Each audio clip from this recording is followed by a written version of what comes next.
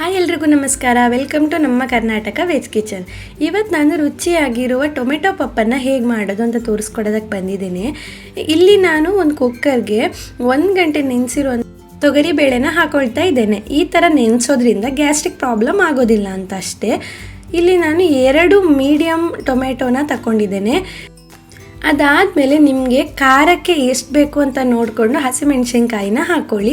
ನಾನಿಲ್ಲಿ 1 ಹಸಿಮೆಣಸಿನ್ಕಾಯಿನ ಹಾಕ್ಕೊಳ್ತಾ ಇದ್ದೇನೆ.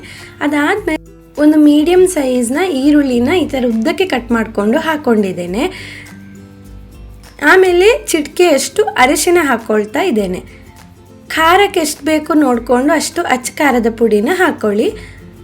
1 ಚಮಚ ಆಗುವಷ್ಟು ಉಪ್ಪನ್ನು ಹಾಕ್ಕೊಂಡಿದ್ದೇನೆ.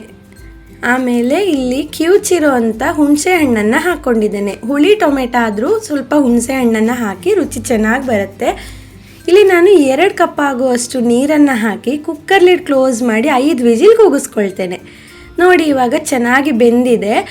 ಇದನ್ನು ಈ ಥರ ಮ್ಯಾಶರಿಂದ ಎಲ್ಲನೂ ಚೆನ್ನಾಗಿ ಮ್ಯಾಶ್ ಮಾಡಬೇಕು. ಜಾಸ್ತಿ ನುಣ್ಣಗಾಗೋದು ಬೇಡ. ಇನ್ನು ಇಲ್ಲಿ 1 ಚಮಚ ಆಗುವಷ್ಟು ಜೀರಿಗೆ, ಒಂದು 10ರಿಂದ 15 ಎಸಳಾಗುವಷ್ಟು ಬೆಳ್ಳುಳ್ಳಿನ ಹಾಕಿ ಕುಟ್ಟಾಣಿಯಲ್ಲಿ ಚೆನ್ನಾಗಿ ಕುಟ್ಕೊಳ್ತಾ ಇದ್ದೇನೆ. ಈ ಥರ ಮಾಡಿ ನಾವು ಒಗ್ಗರಣೆಗೆ ಸೇರಿಸ್ಕೊಳ್ಳೋದ್ರಿಂದ ತುಂಬಾ ರುಚಿ ಬರುತ್ತೆ ಮತ್ತು ಫ್ಲೇವರ್ ಎಲ್ಲ ಚೆನ್ನಾಗಿ ಬಿಟ್ಕೊಳ್ಳುತ್ತೆ ಅಂತ ಅಷ್ಟೇ.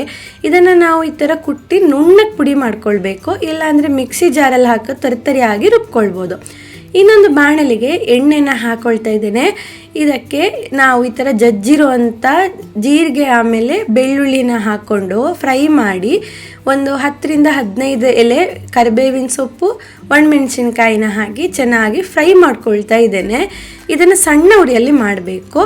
ಇದಾದಮೇಲೆ ಈ ಒಗ್ಗರಣೆನ ನಾವು ಪಪ್ಪಕ್ಕೆ ಸೇರಿಸ್ಕೊಳ್ಳೋಣ.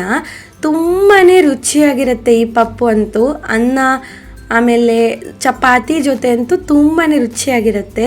ಇನ್ನು ಮೇಲೆ ಕೊತ್ತಂಬರಿ ಸೊಪ್ಪು ಉದುರಿಸ್ಕೊಂಡ್ರೆ ರುಚಿಯಾದ ಪಪ್ಪು ರೆಡಿ. ಈ ರೆಸಿಪಿ ನಿಮ್ಗೆ ಇಷ್ಟ ಆಗಿದ್ದಲ್ಲಿ ಲೈಕ್, ಶೇರ್, ಕಮೆಂಟ್ ಮಾಡಿ, ಸಬ್ಸ್ಕ್ರೈಬ್ ಮಾಡೋದನ್ನು ಮರಿಬೇಡಿ. Thank you. ಸಿಗೋಣ ಮುಂದಿನ ವಿಡಿಯೋ.